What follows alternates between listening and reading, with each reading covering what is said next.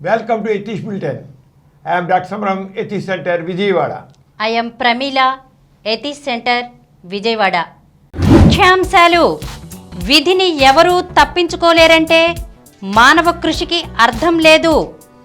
దేవుడు, విధి, నుదిటి రాత ఇవన్నీ అబద్ధాలు. సరైన కృషితోనే విజయం. ప్రముఖ నాస్తికులు గోరా. మూఢత్వం తొలగితేనే అభ్యుదయం. నాస్తికత్వమే ఇందుకు సరైన మార్గం. కరుడుగట్టిన మత ఛాందసవాదులతో జీవితాంతం పోరాడిన ఫ్రెంచ్ సైంటిస్ట్ పీరీ బాయిల్. వేద పండితుల ఆశీర్వచనాలు, మంత్రాలు అర్థం లేనివి. డాక్టర్ సమరం.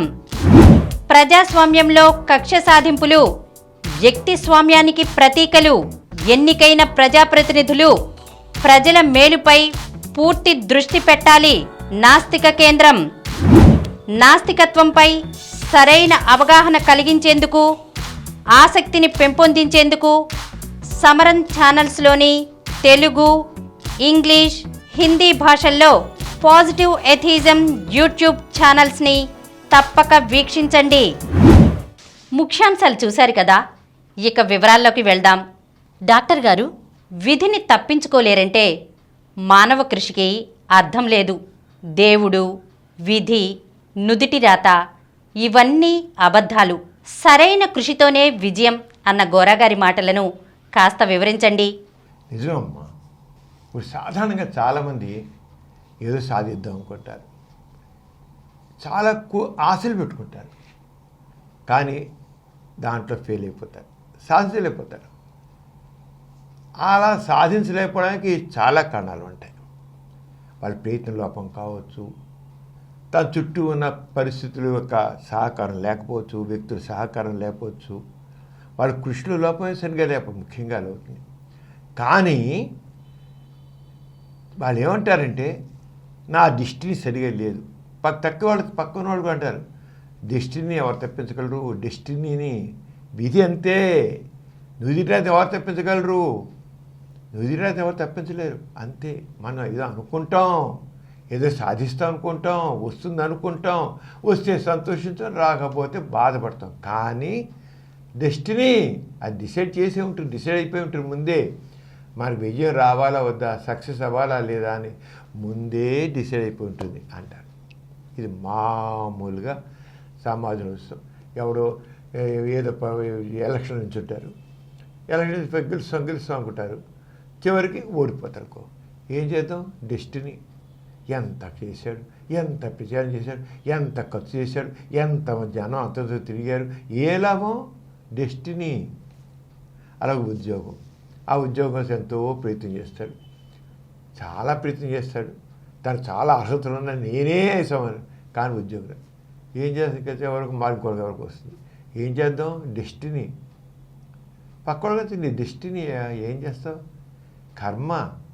నుదిటిరాత ఎవరు తప్పించలేరు, విధి రాత, విధి అంటే చాలా కామన్గా మనం వింటుంటాం. కానీ తెలుసుకోవాల్సింది ఏంటంటే ఈ డెస్టినీని మనం మాకు తెలుసు, నుదిటిరాత అంటాము, విధి అంటాము, అదృష్టం, దురదృష్టం. అదృష్టం లేదంటారు, అది కూడా ఒక రకమైన డెస్టినీ కిందే. అంతా దురదృష్టం వెంటాడుతోంది అంటారు. దురదృష్టం వెంటాడుతోంది, కిందసారి ఎలక్షన్లు ఓడిపోయావు, ఈసారి ఎలక్షన్లు ఓడిపోయావు అంట. అలాగే నువ్వు కిందసారి ఉద్యోగంలో ఆ ఉద్యోగం రాలేదు, ఈ ఉద్యోగం రాలేదు, రేపేం వస్తుందో రాదు, దురదృష్టం వెంటాడుతోంది నిన్ను అంటారు. ఇవన్నీ మామూలుగా వాడేది అదేదా. కానీ మామూలుగా ఏంటంటే ఏమంటారంటే pre determined state or end. ముందే డిసైడ్ అయిపోయింది, ఏం జరుగుతాం ముందే డిసైడ్ అయిపోయింది అనే ఒక కాన్సెప్టు సమాజం ముందే డిసైడ్ అయిపోయి ఉంటుంది. ఆ స్థితి ముందే మనకు ముందు వస్తుందా రాదా ముందే, అంటే మన ఆరాటం తప్ప ఇంకే కాదు. అలాగే ఇక ఒక వ్యక్తి డెస్టినీ అనేది ఒక వ్యక్తి పూర్వజన్మలో కానీ ఈ జన్మలో కానీ చేసే కర్మలు బట్టి దైవ నిర్మితమై ఉంటుందంట.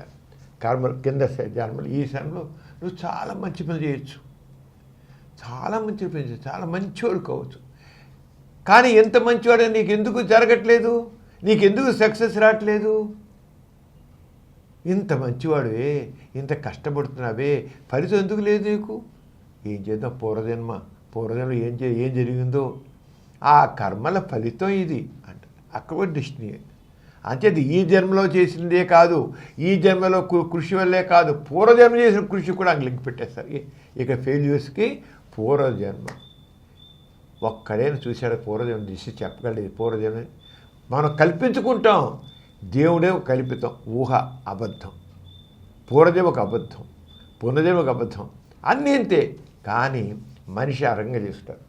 చాలామంది ఇక ఏంటంటే ఈ డెస్టినీ మాట చాలామందికి ఓదార్పు కలిగిస్తుంది. ఏం చేద్దాం అనుకుందాం, మరి విధిరాత నాకు అనుకూలంగా లేదు కదా అంటే చూద్దాం, విధికి దయ కలుగుతున్నామో, విధికి నా మీద దయ కలుగుతున్నామో, దేవుడికి నా మీద దయ కలుగుతున్నామో, వస్తున్నామో. సరే, దైవ సంకల్పం ఎలా ఉందో అనేసి ఏం చేస్తారంటే, దేవుడు నా వైపు లేడు కదా, నేనేం చేయగలను? మా దైవశక్తి చాలా గొప్పది, మహాశక్తి. ఆ దేవుని మాట ఎవరు కాదనగలరు? దేవుని మాట కాదండి కానీ ఉందా, తలకాయ పగిలిపోతుంది. అంచేత సరే అంగీకరిద్దాం, ఈ పెళ్ళిని అంగీకరిద్దాం అనుకుంటారు. ఒకరు ఓదార్పు. ఇప్పుడు కాదు దేవుడికి నా మీద దయ కలగకుండా పోతుందా? ఇప్పుడు విధి ఏం చేద్దాం, ఓదార్పుని పనికొస్తామాట. ఈ ఓదార్పు అనేది తాత్కాలికంగా ఊరట, ఓ శాంతి కలిగించవచ్చు అన్నమాట. అంచేత ఆ వ్యక్తి ఇలా ఎప్పుడైతే ఓదార్పు వీటి గురించో మనిషి కాస్త శాంతిస్తాడు. సరే ప్రయత్నం చేద్దాం, దేవుడు సహాయం చేస్తే నాకు మళ్ళీ వస్తుంది, దేవుడు సహాయం చేస్తే నేను వచ్చే ఎన్నికలో నెగ్గుతాను, దేవుడు సహాయం చేస్తే నాకు కొద్ది రోజుల్లో ఉద్యోగం వస్తుంది, చూద్దాం నా విధి నా ఎలా ఉందో, నా రాత ఎలా ఉందో అనుకోని.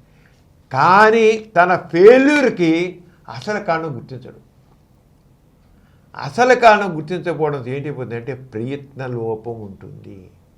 నమ్మకం దేవుని మీద, విధి మీద, అదృష్టం మీద, కానీ ఏం లేవు అని ఒట్టిది అది తెలుసుకోవాలి ముందు. కానీ మనిషి అది గుర్తించే ప్రయత్నం చేయడు. తన నమ్మకం ఇవన్నీ అర్థం అదృష్టం, దురదృష్టం, పూర్వజన్మ, పునర్జన్మ, దేవుడు, వీధిరాత ఇవన్నీ అబద్ధాన్ని గుర్తించడు. అంచేత చూద్దాం ఎలా ఉంటుందో. ఓదార్పు పొందాడు కదా వీధిరాతకి వచ్చినామని, అంచేత చూద్దాం అంటాడు. చేయవలసిన కృషి చేయడు. కృషి చేయబడదు ఏమవుతుంది, మళ్ళీ ఏమవుతుంది, మళ్ళీ ఫెయిల్యూర్. అంచేత డెస్టినీ అనేది ఆ నమ్మకం. డెస్టినీ అంటే విధిరాత, విధి, దైవ సంకల్పం, దేవుని నిర్ణయం, నుదిటి రాత. వాడికి ఇంకో దేవుడికి దయకలేకపోతున్నా నా మీద, నేను ఎంతసేపు కష్టపడుతున్నా కదా అంచేత నమ్మకం కలుగుతుందిలే అని మళ్ళీ ఉత్తరు ఓదార్పు. కానీ నేను నా కృషిలో లోపం వల్ల ఫెయిల్ అవుతున్నాను, నా ప్రయత్నం వల్ల ఫెయిల్ అవుతున్నాను, నా కృషిలో ఎక్కడో లోపం ఉంది, నా ప్రయత్నంలో ఎక్కడ లోపం ఉంది మాత్రం ఆత్మపరిశీలన చేసుకోరు. ఎవరైతే ఆత్మపరిశీలన చేసుకోరో వాడు సక్సెస్ సాధించరు. అంచేత ఈ దీంతో ఇలా ఉంటాడు. ఒక విద్యార్థి ఉంటాడు, వాడు బాగా చదువుతాడు కానీ పరీక్ష ఫెయిల్ అవుతాడు. ఫెయిల్ అయితే ఏం చేద్దాం, నా దృష్టి నా విధిరాత, నా విధి ఇలా ఉందనుకుంటాడు. అంతేకాని వాడు నేను చదివే దాంట్లో సరైన పద్ధతిలో చదవట్లేదు అనమాట, నీ పరీక్ష ఎలా రాయాలో రాయట్లేదు అనమాట అని ఆలోచన.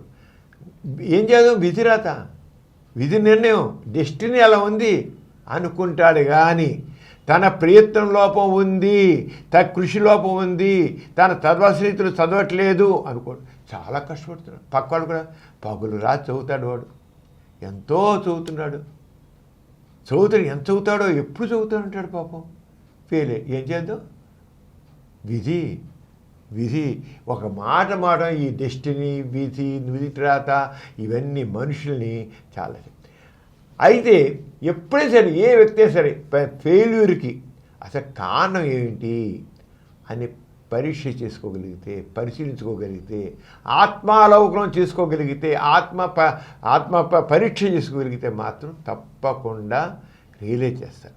కానీ ఎవరికైతే ఈ నుదిటిరాజు మీద, విధి మీద, డెస్టినీ మీద ఇలాంటి వాటి మీద నమ్మకం ఉంటుందో, అదృష్టం నమ్మకం ఉంటుందో, వాడు ఎప్పుడు సరైన రీతిలో వాడు పూర్తిగా నిష్పక్షపాతంగా దాన్ని పరిశీలించడానికి ప్రయత్నించకపోతే ఇక అంతే అలాగే ఉంటుంది. ఇప్పుడు విద్యార్థి ఉంటాడు, చదువుతారు, చాలా కొంత నిజంగా చదువుతూ ఉంటారు. కానీ ఎప్పుడైనా ఒకదానికి ఇచ్చే స్టడీస్లో పరీక్ష అయినా ఒక అప్రోచ్ అంటూ ఉంటుంది. స్టడీస్లో ఒక పరీక్షకి సబ్జెక్ట్ తెలిసినప్పుడు కూడా ఆ సబ్జెక్ట్ని ఎలా ప్రజెంట్ చేయాలి అనేది వాడికి తెలిసి ఉండాలి. ఈ డెస్టినీ మీద నమ్ముకున్నవాడు లేదా నువ్వు విధి మీద నమ్ముకున్నవాడు వాడు ప్రయత్న లోపాన్ని వాడు ఇప్పుడు గుర్తించాడు కదా, గుర్తించడానికి ప్రయత్నం చేయడు కదా, పూర్తిగా ప్రయత్నం చేయడు కనుక చేసే తప్పే మళ్ళీ చేస్తుంటాడు, చేసే తప్పు మళ్ళీ చేస్తే ఫెయిల్యూర్ మళ్ళీ వస్తూనే ఉంటుంది. స్టడీస్లో కుర్రవాడు ఏమైనా చేస్తే వాడు ఖచ్చితంగా వాడికి అప్రోచ్ టు ప్రాబ్లం అనేది స్పష్టంగా తెలుస్తుంది. కానీ ఎవడైతే విధిని నమ్ముకుంటాడో ఆ లోపాన్ని మాత్రం తెలుసుకోడు, విధిని తెలియదు అంటే ఆ రంగా ఫీల్.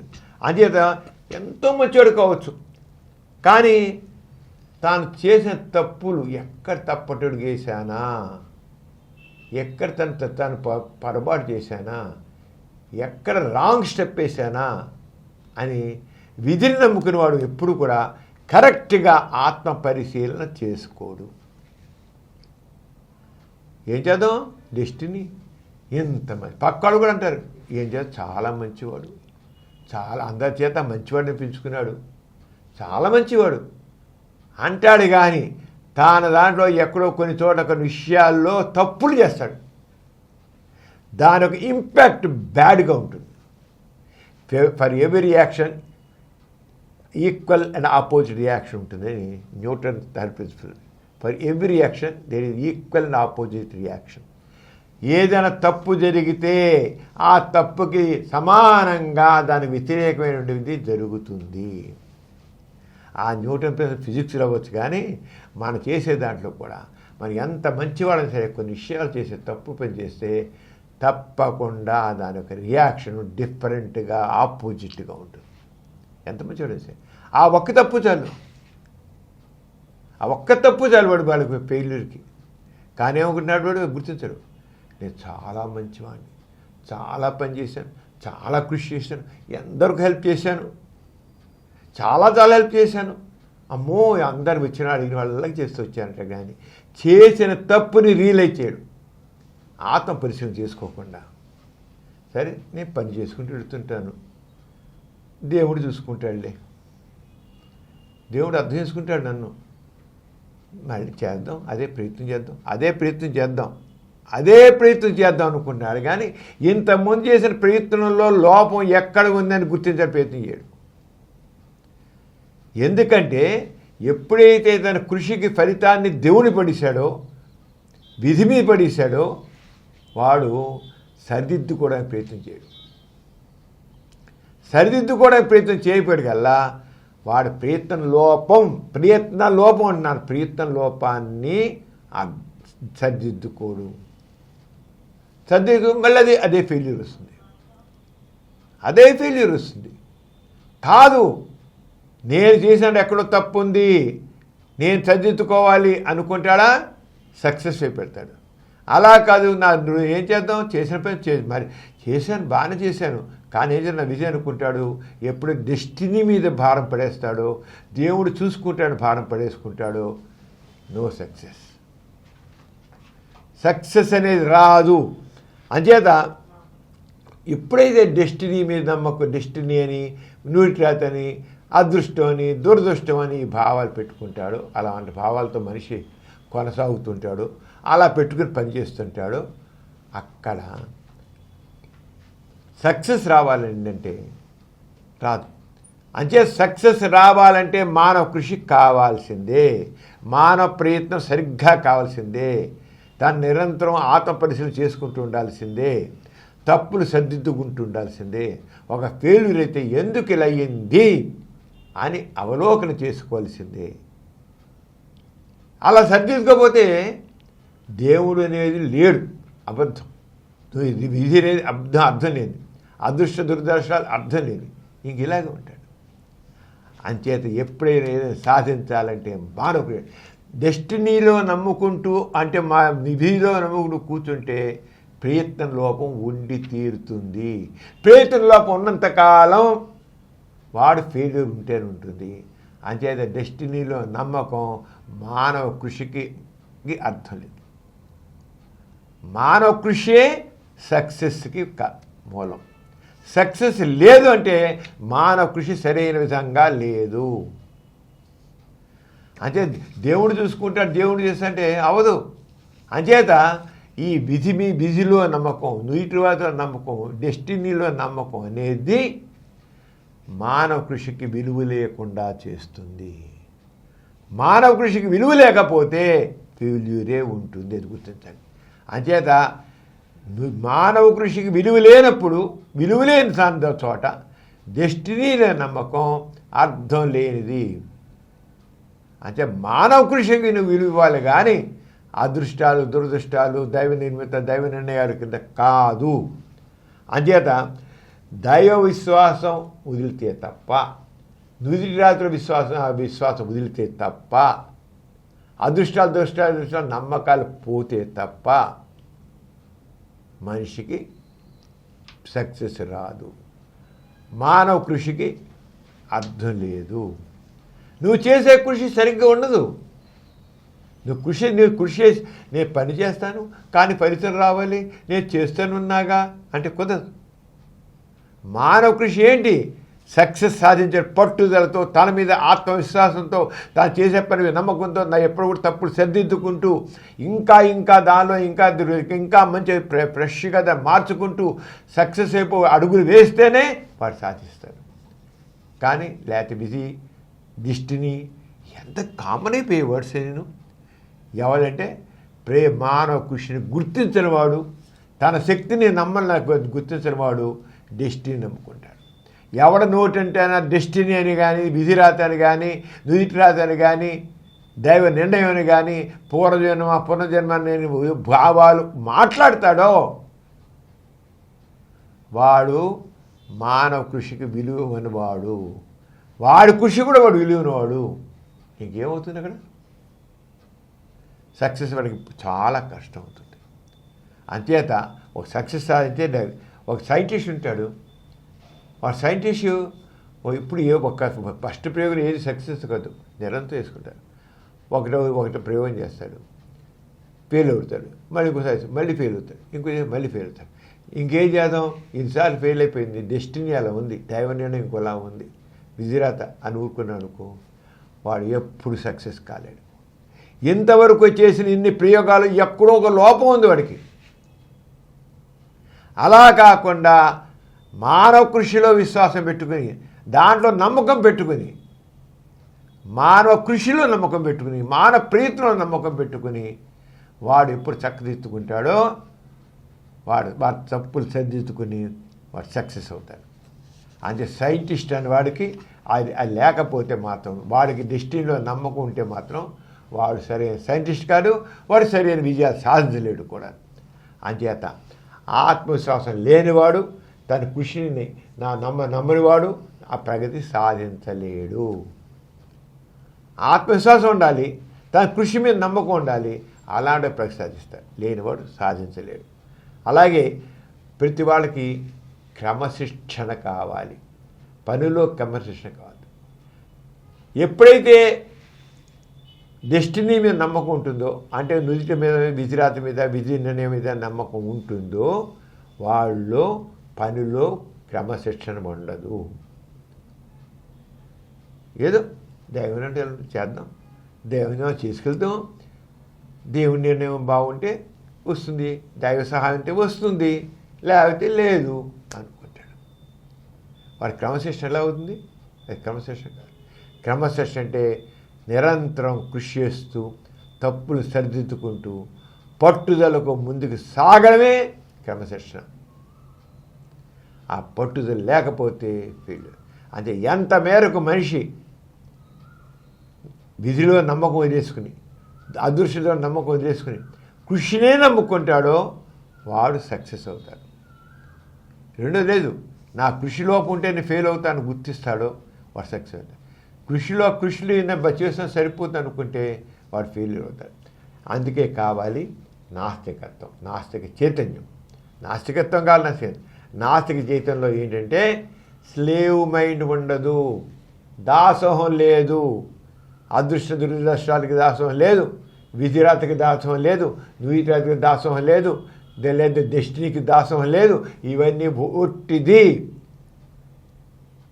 ఒట్టిది మానవ కృషే అసలైనది అని ఎప్పుడైతే స్లేవ్ మైండ్ తన కృషిని నమ్ముకుంటాడో అది ఎక్కడనే నాస్తికత్వంలో ఉంది.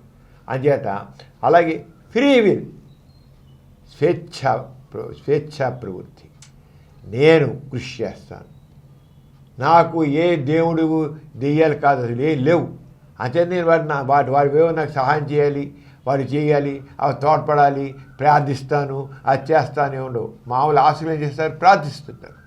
వాడు కృషి చేస్తుంటాడు, రెండో పక్క ప్రార్థిస్తుంటాడు, మళ్ళీ రెండో పక్క దైవ నిర్ణయం ఎలా ఉంటుంది ఏమిటో అంటాడు. ఎప్పుడైతే దైవ నిర్ణయం ఎలా ఉంటుందో ఏమిటో అనుకున్నాడా కృషిలో లోపం ఎరబడినట్లెక్క. ఎప్పుడైతే తన మనసులోంచి దైవభావన తీసేసుకుని తన కృషినే నమ్ముకుంటాడో వాడ కృషి నిరంతరం వాడు తప్పులు సర్దిద్దుకుంటూ ముందుకు సాగుతాడు. నా కృషిలో లోపం ఎప్పుడు నిరంతరం సార్. అలా కాకుండా దేవుడు భారం ఇస్తే కృషిలో లోపం ఏర్పడుతుంది, గుర్తించండి. దేవుడి మీద భారం వేసినవాడు, అదృష్ట దురదృష్టాల మీద నమ్ముకున్నవాడు, విధిని నమ్ముకున్నవాడు, నువ్వు నమ్ముకున్నవాడు, వాడు ఎప్పుడూ కూడా సక్సెస్ సాధించడం సరిగా ఉండదు. సక్సెస్ సాధించాలంటే వాడు తప్పకుండా వాళ్ళు ఫ్రీ విల్, ఐ కెన్ అని రావాలి. అంతేకాని ఐ కెన్ అని అనుకోకుండా దైవం మీద నేను చేస్తున్నాను, దైవ నిర్ణయం ఎలా ఉంటుందో, నా విజయం ఎలా ఉంటుందో, నా డెస్టినీ ఎలా ఉంటుందో అనుకుంటే వాడు ఫెయిల్ అవుతారు. అంచేత ఎంత మేరకు మనం మన కృషిని నమ్ముకున్నాం, ఎవరైతే ఎంత మేరకు స్లేవ్ మైండ్ పోతుందో, వాళ్ళు బానిస ప్రవృత్తి తిరుగుతుందో, స్వేచ్ఛా ప్రవృత్తి ఉంటుందో, స్వేచ్ఛగా ఇస్తాడో, మానవ కృషి నమ్ముకుంటాడో వాడే సక్సెస్ అవుతాడు. అంచేత ఒక వ్యక్తి బాధ్యతాయుతంగాను కార్యదర్శితను పయనించాలంటే దానికి కావాల్సిన ఏంటి, నాస్తికత్వమే. నాస్తికత్వమే మనిషిలో ఈ రకం దైవభావన తొలగిస్తుంది, విధి మీద నమ్మకం తొలగిస్తుంది, నీటి మీద నమ్మకం తొలగిస్తుంది, డెస్టినీ భావాలను పోగొడుతుంది, కృషిని తన స్వేచ్ఛగా ఆలోచించేందుకు, స్వేచ్ఛగా ముందుకెళ్ళు, తప్పులు సరిదిద్దుకు చేస్తుంది, క్రమశిక్షణ నేర్పుతుంది. వాడే సక్సెస్. అంచేత ఏదైనా సాధించాలంటే వాడు తప్పకుండా నాస్తికుడు అవ్వాలి. నాస్తిక చైతన్యం ఉంటేనే సక్సెస్. నాస్తిక చైతన్యం లేనివాడు అది ఏదో అనుకోకుండా ఎప్పుడు జరుగుతుంటుంది అంతే. కానీ నాస్తిక చైతన్యం లేకపోతే మాత్రం వాడు ఎక్కువసారి ఫెయిల్యూర్ వస్తుంది. అంచేత ఈ డెస్టినీ అనే మాటలు పక్కన పారేయండి, విధి అనే మాట పక్కన పారేయండి, అదృష్టం పక్కన పారేయండి. నీ కృషిని నమ్ముకో, క్రమశిక్షణతో ముందుకు సాగు, స్వేచ్ఛగా ఆలోచించు, తప్పులు సర్దిద్దుకుంటూ వెళ్ళు, తప్పకుండా విజయం సాధిస్తావు, సక్సెస్ నీదే అవుతుంది. డాక్టర్ గారు, మన ప్రతి బులెటిన్లో సామాజిక పురోభివృద్ధికి, మానవ కళ్యాణానికి తోడ్పడిన ఒక ప్రముఖ మహనీయుని గురించి చెప్పుకుంటున్నాం కదా, ఈసారి ఎవరి గురించి చెబుతున్నారు? ప్రిమిళ గొప్ప వ్యక్తి గురించి చెప్పదలుచుకున్నారు.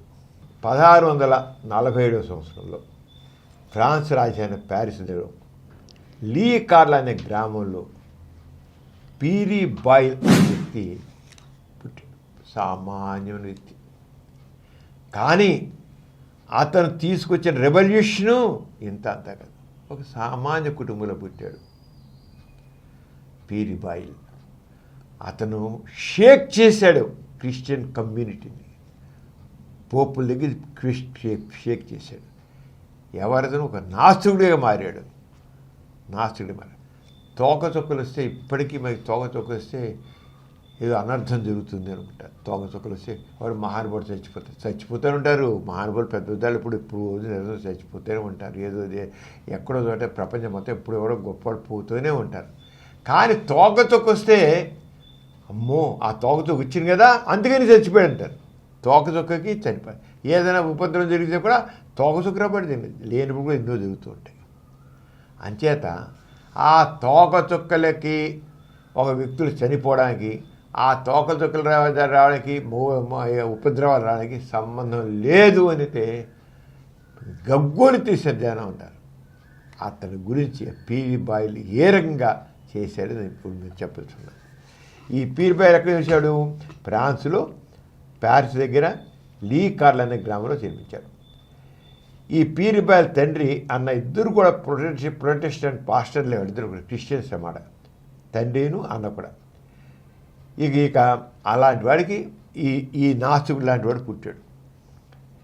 అప్పుడు ఫ్రెంచి రాజు 14 లూయి మత ప్రచారకుడు అవడంతో నాసుకుడిని పీరి బాయిలకు ఉద్యోగం పోయింది.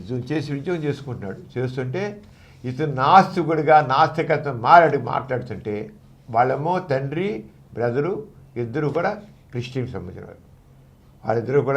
వాళ్ళిద్దరు కూడా ప్రొటెస్టెంట్ పాస్టర్లు అన్నమాట, ప్రొటెస్టెంట్ పాస్టర్లు. ఆ కాలంలో ఇప్పుడైతే చాలా వరకు సైన్స్ డెవలప్ అయి కొంత తగ్గింది. ఆ కాలంలో తోకతుక్కలు కనబడితే ఏదో పెద్ద ఉపద్రవం కలుగుతుందని చాలామంది భావించేవాళ్ళు. శ్వాస ఎదుర్కొని కలిగిన పీరి బాయిలు ఏం చేస్తే తోకతులు కనబడడానికి అనర్థాలు కలగడానికి సంబంధం లేదని ఇక చాటి చెప్పాడు. ఇవన్నీ మూఢనమ్మకాలు అన్నాడు. ఈ నాసుకుడిన కారణంలో అలా చెప్పాడు గల హాలండ్లోని రోటర్ ప్రొఫెసర్ పోస్టులో ఉన్నాడు. ఇతను ప్రొఫెసర్ పోస్ట్ ఉండి చెప్పాడు అంత మూఢనమ్మకాలు, దీని తోకతొక్క వల్ల అనర్థాలు కలగవు, ఏముండదు, ఇది మూఢనమ్మకం అన్నది. ఉద్యోగం పీకేశారమ్మా, ఉద్యోగం పీకేశారు. చూడేది ఎంత జనం చదువుకునే వాళ్ళు కూడా యూనివర్సిటీ లెవెల్లో ఉద్యోగం పీకారు. అంటే యూనివర్సిటీలు కూడా మత మౌఢ్యాన్ని ఎలా ప్రచారం చేస్తాయో ఆ రోజు ఇంకెంత చేసే అర్థం. ఎప్పుడు చేస్తున్నాయి, అయితే ఇప్పుడు అంత సాగట్లేదు. ఆ రోజుల్లో ఉద్యోగాలు చెప్పడం వీల్లేదు. ఎందుకంటే తోకతొకలు కనబడడానికి మానవ జీవిత గతికి అవినవ సంబంధం అని వాళ్ళు అనుకుని ఉంటారు. జ్యోతిష్యులు నీవు తెగసం చెప్పారు, తోకతొక్కలకి మానవ జీవితానికి సంబంధం అని చెప్తుండేవారు. జ్యోతిష్యులు మరీ ఎక్కువగా చెప్తుంది, భయపెట్టేవాళ్ళు అనమాట. అమ్మో తోకతొక్క వస్తోంది, ఎవరికో ముప్పు వాటిల్లింది, ఇలా ఉంది అలా ఉంది, వీళ్ళు చచ్చిపోతారు, ఆ చచ్చిపోతారు, ఇది అయిపోతాయి, ఈ ఉపద్రవం వస్తాయి, భూకంపాలు వస్తాయి, అవి వస్తాయి, వరదలు వస్తాయి, సునామీలు వస్తాయి అని భయపెట్టేస్తుంటారు. భయపడ్డమే మనుషులు మతం ఏం చేస్తున్నారు, మనుషులు భయపెట్టేస్తుంది. అదంతా బూటకమని పీరి బాయిల్ ఒక పుస్తకం రాశాడు. తోకతో కాంతికి మానవ జనగతికి మించిపెట్ట మూర్ఖత్వాన్ని స్పష్టం చెప్పాడు. మళ్ళీ ఇప్పుడు ఇలాగ చెప్పాడు. గోరా గారు ఏం చేశారు, ఆయన పిఆర్ కాలేజీలో బాటనీ లెక్చర్గా ఉన్నప్పుడు అక్కడ పిల్లలందరూ కలిసి ఒక రాతపత్రి పెట్టుకున్నారు. దాంట్లో ఈ చేతి ఒక ఆర్టికల్ అంటే దేవుడు లేదు కాదు లేదు అని రాశారు. ఏంటి అంటే అది రాతపత్రిక. దేవుడు అనేది ఒక భావం, దాంట్లో మగవాడింటికి దేవుడు లేడు, దేవుడు భావం కదా, ఆ భావం తప్పు. దేవుడు లేదు, అసలు దైవభావం తప్పు. దేవుడు లేడు కదా, దేవుడు మగాడు ఎందుకంటే ఆడది కాకూడదు. దేవుడే మగాడనే సృష్టికి దిగించేది, ఆడదే కాకూడదా అంటే దైవభావం అబద్ధము, దేవుడు లేదు అని చెప్పారు. అంతే, ఉద్యోగం తీశారు. పిఆర్ గారు కేవలం ఒక నీళ్ళు పేపర్ ఇలా పీరి బాయిలు కూడా తోకతొక్కలికి సంబంధం లేదు అని చెప్పాడు. అంటే ఒకనొకప్పుడు ఒక భావ స్వాతంత్ర్యం తను తెలిసింది, సైంటిఫిక్గా తెలిసి చెప్పడానికి కూడా మనిషికి స్వేచ్ఛ లేదు. అంటే మతం మొత్తం సమాజాన్ని గుప్పిట్లో పెట్టుకుందనమాట. గుప్పెట్లో పెట్టుకుని వాళ్ళందరూ చేరవచ్చు. అలాంటి పరిస్థితిలో వచ్చింది. తర్వాత తోకతో కనబడినప్పుడు కూడా నష్టాలు జరుగుతూనే ఉన్నాయని, అంతేకాక తోకతో కనబడి కూడా మంచి పనులు జరుగుతున్నాయని బాయిల్ శోధనకు పెట్టారు. చాలా అంటే తోకతొక్కలు కనబడడం లేవు, తోకతొక్కలు కనబడి కూడా నష్టాలు ఇవ్వాలంటేయా. ఇక మీరు తోకతొక్కలు అన్నారు, తోకతొక్కలు ఎన్నో గొప్ప గొప్ప విషయాలు జరుగుతున్నాయి, అవి చెప్పరే. నష్టాలు జరిగాయని ఎప్పుడు జరిగే నష్టాలనే మామూలుగా నష్టాలు మామూలుగా ఎప్పుడు చూస్తాయి, తోకతొక్కలు లేకపోతే కూడా నష్టాలు అవుతాయి. ఇప్పుడేమో హైలైట్ చేస్తారు దాన్ని.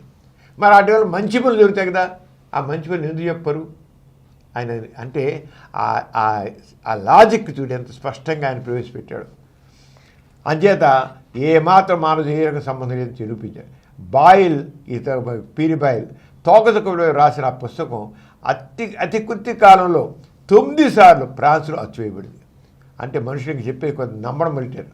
అదేవిధంగా మతంలో వారందరూ నీతిమంతులు, నాస్తికులు మతస్థులు దుర్మార్గంలో కూడా యథార్థం లేదని, యథార్థంగా నాస్తికులే ఎక్కువ నీతిమంతులుగా ఉంటారని పేర్కొన్నారు. సాధారణంగా ఆస్తులు అంటే నాస్తికులు అనేవాడు దుర్మార్గులు, దుష్టులు అంటారు. పూర్వం మరి ఆక్స్ఫర్డ్ డిక్షనరీలో అయితే ఒకనొకప్పుడు ఎథీస్ట్ అంటే వికెడ్ ఫెలో అని ఇచ్చారు. ఎథీస్ట్ అనేవాడికి వికెడ్ ఫెలో దుర్మార్గుడు, దుష్టుడు, బుద్ధి లేనివాడు, జ్ఞానం లేనివాడు, మంచితనం లేనివాడు. ఆక్స్ఫర్డ్ డిక్షనరీలో నాస్తికుడు అనడానికి వాడు ఇచ్చిన నిర్వచనం అది. అంటే మొత్తం చివరికి పదాలను కూడా ఏ రకంగా దాన్ని గుప్పిట్లో పెట్టుకుంటుంది నాస్తికుడు అంటే దేవుళ్ళో నమ్మకం లేనివాడు వస్తాయి కదా. దేవుళ్ళో నమ్మకం లేనివాడు దుష్టుడు అవుతాడు అనమాట.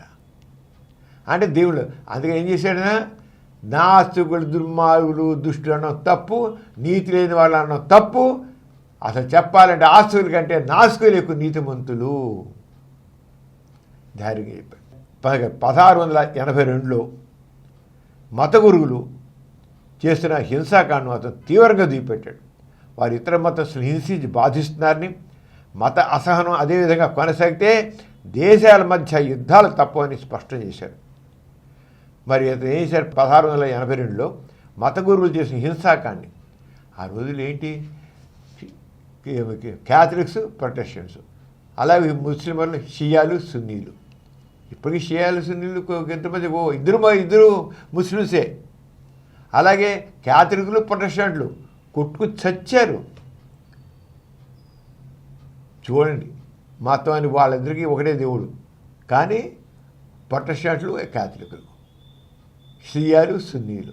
ఏమిటి మా హింస, ఎక్కడ మానవత్వం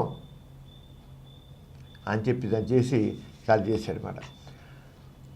అంచేత వారితో ఇలా చేయడం యుద్ధాలు వస్తున్నాయని, హింస ప్రతిహింసకు దారితీస్తుందని, అంచేత పరమత సహనం కావాలని, మతాన్ని అనుసరించకపోవడం ప్రజలు ఇష్టాయిష్టాలు వదిలేయాలని బాయిలు స్పష్టం చేశారు. ఎవరిష్టం వాళ్ళు అంతే నమ్మితే నమ్మను మానేము. అంతేగాని నమ్మనివాడు దుర్మార్గుడనో లేదా మతాల్లో ఉన్నవాడు తన్నుకోవడం అన్నీ తప్పే. ఒకటి ఇన్సేసి రెండు కూడా సార్. బాయిల బాధలను ఎదురుగా ధైర్యం లేని మత గురువు ఎవరైనా పుస్తకాలు చదివితే వారికి మరణశిక్ష విధించబడుతుంది ప్రకటించారు. ఆయన పుస్తకాలు చదివి చాలు ఊరి తీసి పక్కన పారేస్తామని. అతను ఏం చెప్పాడు, మతాలు పెట్టుకొని మతాల్లో పెట్టి ఒకళ్ళు కదా వాళ్ళ మధ్య వైరస్ తన్నుకొని సావడం ఎందుకు, ఒకటి కొడితే రెండు కొడతాడు. ఒక క్యాథలిక్ ప్రొటెస్టెంట్ని కొడితే ప్రొటెస్టెంట్ తిరిగి కొడతాడు. అంచేత హింస ప్రతి హింసకు దారి తీస్తుంది. అంచేత హింస వద్దు, కలిసి ఉండండి. మతాల మధ్య సఖ్యత కావాలి కానీ, మతాల మధ్య కానీ మతం లోపల కానీ సఖ్యత కావాలి కానీ ఆరుగా మానవహోమం పనికిరాదు, మానవత్వం చనిపోతుంది చెప్పాడు. ఈయన తిరిగి ఆయన చెబితే ఆయన్ని రాసిన పుస్తకాలని వాళ్ళని అందరూ దాన్ని అది ఎవరైనా పుస్తకాలు చదివితే మానశిక్ష విధించబడుతుంది చెప్పాడు. అంటే మతం ఎంత తన చేతిలో తీసుకుని అర్థమవుతుంది. ఒక నాస్తికుడు ఆయన ఎవరు చంపలా. ఎప్పుడైతే నువ్వు ప్రపంచ చరిత్ర తీసుకుంటే ఆస్తికులు నాస్తికులు చెప్పారు కానీ ఏ ఒక్క నాస్తికుడు ఒక ఆస్తికుడు చెప్పాల. నువ్వు ఆ రోజు ఈ రోజు తీసుకుంటే చంపిన వాళ్ళు తీసుకున్నట్లయితే ఆస్తికులు నాస్తికులు చెప్పారు. ఇవి మరి బాగా ఎందుకు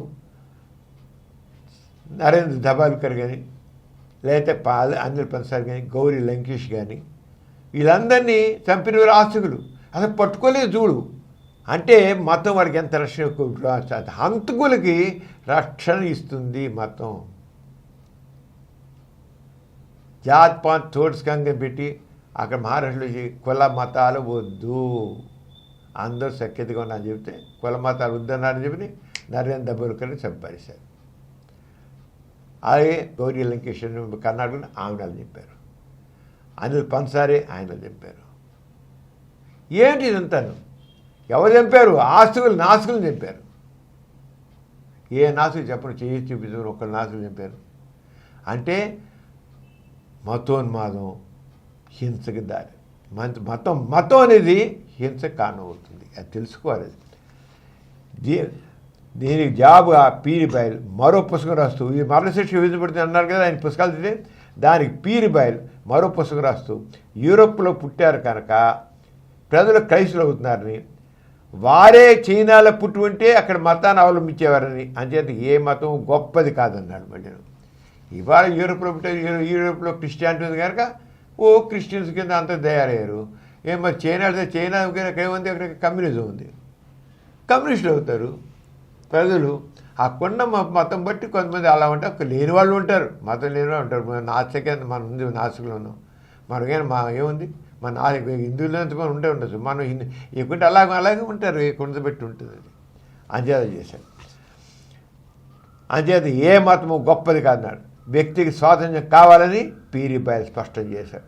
పీరిబాయిల్ అభిప్రాయాలు రచనలు ఎంతో ప్రాధాన్యత కలమని చరిత్రకాలు చేయని వారు ఎన్సైక్లోపీడియాలో పేర్కొన్నారు. ఎన్సైక్లోపీడియాలో పీరిబాయిల్ చాలా గొప్పవని చెప్పారు. పీరిబాయిల్ అఖండ ప్రజ్ఞాశాలి అయినప్పటికీ ఆయన మతాభిప్రాయాల కారణంగా యూనివర్సిటీలో ప్రొఫెసర్ పదవి నుంచి ఎన్నోసార్లు తొలగించారు. చాలా ప్రతిభ గలవాడు, చాలా జ్ఞాని, చాలా విషయాలు తీసేవాడు, చక్కగా చెప్పేవాడు. కానీ నాస్తికుడిని నేను, ఈ మతాలలో పనికిరావు, ఈ దైవభావం పనికిరాదు, ఈ మూఢనమ్మకాల పనికిరావు అన్నందుకు అనేక యూనివర్సిటీల నుంచి అది తొలగించారు. అంటే యూనివర్సిటీలు కూడా మత భావాలతో ఎలా ఉంటాయి అతను అనేకసార్లు తొలగించారు. ఎంతో పట్టుదల పీరిబాయిల్ హిస్టారికల్ అండ్ క్రిటికల్ డిక్షనరీ 1690లో వెలువరించారు. ఆ పుస్తకం ఫ్రాన్స్లో నిషేధపడిన రహస్యంగా ఫ్రెంచి ప్రజలు ఆ దేశంలో ఎంతో ఆసక్తి అధ్యయనం చేశారు. ఆయన ఏదైతే పీరిబాయిల్ హిస్టారికల్ అండ్ క్రిటికల్ డిక్షనరీ అని పెట్టాడు. అంటే క్రిటికల్ డిక్షనరీ పెట్టేసి వీటన్నిటి గురించి మతాల గురించి ఇప్పుడు ఆయన భావాలు ఎట్లా రాశారు, దాన్ని కూడా నిషేధించారు. ఆయన పుస్తకాలను నిషేధపడ్డాయి. అయితే ఫ్రెంచిలో మాత్రం, ఫ్రాన్స్లో మాత్రం ఆయన ఏ దేశంలో పుట్టారో అక్కడ మాత్రం తను కొద్దిగా అందరూ ఆదరించారు. పీరిబాయిల్ రాసిన పుస్తకాలు సమగ్రంగా ఉండేవి, మూఢత్వాన్ని చెండాడేవాడు. అతను రచించిన పుస్తకం 18వ శతాబ్దం బైబిల్గా కూడా పేర్కొన్నారంటే ఆ యుగంపై పుస్తకం యొక్క ప్రాధాన్యత తెలుస్తుంది.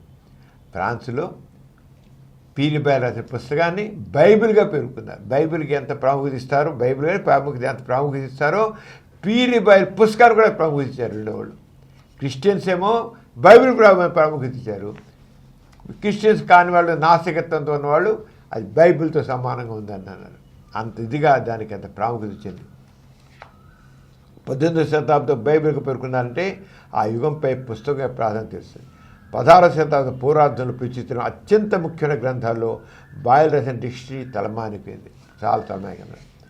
నాస్తికుడైన పీరిబాయిల్ తన రచన ద్వారా సమాజ పరివర్తనకు అవిరళ కృషి చేశారు. పీరిబాయిల్ తన సెక్యులర్ భావాలతో ముందు తరాల అభ్యున్నతికి మార్గశిరాడు. సమాజంలో నీతి, నిజాయితీని, అభ్యుదయ భావాలను పెంపొందించాడు. ఎన్నో విమర్శలను, వ్యతిరేకతలను ఎదుర్కొని అతి సాధారణ జీవితం గడుపుతూ తన 59వ ఏట 1706లో పీరిబాయిల్ మరణించారు. యూరోప్లో మూఢత్వాన్ని తొలగించి సమానతను సాధించడానికి పీరిబాయిల్ చేసిన కృషి అత్యంత శాస్త్రీయ ఆలోచన కావాలని ఎలుగెత్తాడిన ధీశాలి పీరిబాయిల్. అంచేత మూఢత్వాన్ని ఎదుర్కోవాలంటే ఎంత కష్టం అంటే, మౌఢ్యం అనేది సమాజ ప్రగతికి అవరోధం అన్నమాట. ఆ మౌఢ్యాన్ని తొలగించడానికి ఎవరైనా నడుం కడితే వాడి పని పడతారు జనం, మతస్థులు. ఇలాంటి ఎంతమంది ఇలాంటి వ్యక్తులు రాబట్టి ఇంతకాలం ఇన్ని శతాబ్దానికి రాబట్టే ఈనాడు మన స్వేచ్ఛావాయువులు ఇంకా రావాలి. ఇప్పటికీ మతం గుప్పెట్లో ఉంటుంది. ఇప్పటికీ మన దేశం చూస్తున్నాం, మెజార్టీ మతం మేము, మీరు తక్కువ, మైనార్టీ మతం నోళ్ళు మూసుకున్నారా, లేకపోతే మీరు ఈ దేశం వదిలిపెండిపోయింది అనేటువంటి భావజాలాన్ని పెంచుతున్నటువంటి పరిస్థితి అది వాళ్ళందరూ నిలవు. కానీ ఇటువంటిది అందుకని అభ్యుదయ భావాలు, నాస్తిక చైతన్యం కావాలి, నాస్తిక భావాలు కావాలి, అప్పుడే సమాజ ప్రగతి ఉంటుంది. నాస్తికత్వం ద్వారానే సమాజ ప్రగతి ఉంటుంది, అది గుర్తించాలి. పీరిబాయిల్ అదే చెప్పాడు. సమాజ ప్రగతి కావాలంటే నాస్తికత్వం కావాలి, నాస్తిక చైతన్యం కావాలి, అప్పుడే సరైన సమాజం వస్తుంది. ఎథీస్ట్ బులెటిన్లో చిన్న విరామం. యురేనియం ఎందుకు ప్రమాదకరం? న్యూక్లియర్ యాక్సిడెంట్లు ఎలా జరిగాయి? జూపిటర్ మన భూమిని ఎలా కాపాడుతుంది? నానో టెక్నాలజీ చేయబోతున్న అద్భుతాలు ఏమిటి? మనుషులు అంతరించిపోతే భూమిపై ఏం జరుగుతుంది? టైం మెషిన్ చేసే అద్భుతాలు ఏమిటి? ఏలియన్స్ ఉన్నారని ఆధారాలున్నాయా? సముద్ర అలలకి చంద్రునికి సంబంధం ఏమిటి? సూర్యుడు బ్లాక్ హోల్గా మారితే ఏం జరుగుతుంది? నాసా యొక్క రహస్యాలు ఏమిటి? స్పేస్లో గాలి ఉంటే ఏం జరుగుతుంది? టైటానిక్ మునగడానికి ముందు ఓడలో ఏం జరిగింది? మిమ్మల్ని ఆశ్చర్యపరిచే ఇలాంటి అద్భుతమైన విషయ సమగ్ర సమాచారాన్ని అందించడానికే మా గోరా సైన్స్ వరల్డ్ ఛానల్ ఖగోళ విజ్ఞాన కార్యక్రమం ఎథీస్ట్ బులెటిన్కి తిరిగి స్వాగతం. డాక్టర్ గారు, వేద పండితులు ఏవో మంత్రాలు చదువుతూ సకల సౌఖ్యాలు కలగాలని భక్తులను ఆశీర్వదిస్తుంటారు కదా, ఈ విషయం గురించి మీరేమంటారు? ప్రేమిల, మన ఆంధ్రప్రదేశ్లో మొన్న ఎలక్షన్ జరిగాయి. మరి మెజార్టీ పార్టీలు వాళ్ళు అధికారంలోకి వచ్చారు. వాళ్ళు ఇప్పుడే మంత్రులందరూ కొత్తగా వాళ్ళ కార్యాలయాల్లో దిగుతున్నారు. వాళ్ళు ప్రతివాడు ప్రతి మంత్రి అతను ఒక కార్యాలయం ఉంటుంది, ఆ శాఖ కార్యాలయం. దాంట్లో వాళ్ళు ఆ రోజున వాళ్ళు ఛార్జ్ తీసుకున్నారు. ఛార్జ్ ప్రతిచోటు చూడు శుభగడియ అన్నం, ఆ టైంలో వాళ్ళు ఛార్జ్ తీసుకోవడం, ఇది మంచి ముహూర్తం, ఈ మంచి సమయం అని చెప్పి. అయితే మంచి సమయం అనేది అర్థం లేదు, అన్ని సమయాలు మంచివి. మరి ఎంతో మంచి సమయం చెప్పి కిందసారి జగన్ ప్రభుత్వంలో కూడా తీసుకున్నారు. ఏమైంది? ఇప్పుడు 11 సీట్స్ వచ్చాయి. మొత్తం కిందసారి 150 పైన 52 సీట్లు ఉంటే ఈసారేమో 11 సీట్లతో పరిమితి పెట్టి మంచి సమయం చేశారు వాళ్ళు కూడా. ఆయన చాలా పెద్ద సాముల వార్లంతా తిరిగాడు. ఆయన ఎందుకు పోయిందంతాను? ఆయన మంచి గడియలు చూసి చాలా చేశారు. మంచి గడియలు చూసి ముహూర్తాలు చూసి ఆయన చేశాడు. వాళ్ళ మంత్రులందరూ చాలా చేశారు. చాలా మంచిగా అంతమంది మంత్రులు చేసినా మొత్తం ఎందుకు పోయింది? 5 ఏళ్ళలోనే పోయింది అది మొత్తం సైతంతాను. ఏ దేవుడికి మరి అంత పూజించి అన్ని చేసి అంత చేసినప్పుడు ఏ దేవుడు వాళ్ళు రక్షించలేదే? అంటే దేవుడు ఉంటేగా, మంత్రాల శక్తి ఉంటేగా. మంత్రాలు ఈసారి కూడా ప్రతి మంత్రి మంచి సమయాన్ని తీసుకుంటున్నాడు. కార్యాలయంలో ఛార్జ్ తీసుకుంటున్నాడు. తర్వాత వేద పండితులు వచ్చి ఆశీర్వచనాలు ఇస్తున్నారు, వేదం చదువుతున్నారు. ఆ వేదం ఏ చదివాడో ఎవరికి అర్థం కాదు. సాంస్క్రిట్లో ఉంటుంది, ఎవరికి వచ్చే సాంస్క్రిట్ ఏం చదువుతాడో కూడా తెలియదు. కానీ మంత్రోచ్చారణ మంచి సమయం, మంత్రాలతో వేద పండితుని ఆశీర్వాదాలు, ఆశీర్వాదం ఓడే అక్కడ తెలుసు వాళ్ళకి. ఆశీర్వాదం అక్షంతలు వేయడం, అక్షంతలు వేస్తాడు, కొబ్బరికాయ కొట్టిస్తాడు, ఆ బొమ్మ ముందు అరటిపళ్ళు ఏవో పెట్టుతాడు, అయిపోయింది. ఇవన్నీ అర్థం లేనివి. మంత్రాల్లో ఎటువంటి శక్తి లేదు, పూజల్లో ఎటువంటి లేదు, పూజలలో ఫలితం లేదు. చెప్తాక ఇంతకుముందు మరి కింద పాలనలో ఏం జరిగింది? వాళ్ళందరూ ఇలాగే చేశారు, ఇలాగే ఎంటర్ అయ్యారు. అలాగే కలెక్టర్లు ఉన్నారు, ఎంతమందో కలెక్టర్లు తీసుకెళ్ళి ఏ డ్యూటీలు లేకుండా పారేశారు. వాళ్ళందరూ ఇలాగే ఆ కలెక్టర్లు మంచి ఐఏఎస్లు అందరూ బాగా శక్తి సమాజం వాళ్ళే అతి గతి లేకుండా మూల పారేశారు వాళ్ళే. మరి కిందసారి ఛార్జ్ తీసిన వాళ్ళందరూ పూజలు చేసిన వాళ్ళే, వేద పండితులు ఆశీర్వచన వాళ్ళు పోయిన వాళ్ళే, మంచి వేద పండితులనే తీసుకొచ్చి పేరున్న వేద పండితులు ఆశీర్వచన చేసిన వాళ్ళే. ఎందుకు వెళ్ళిపోయారు వాళ్ళందరూ? ఏం లేక సోదరులు లేనట్లుగా అయిపోయింది పందికాళ్ళ గతి.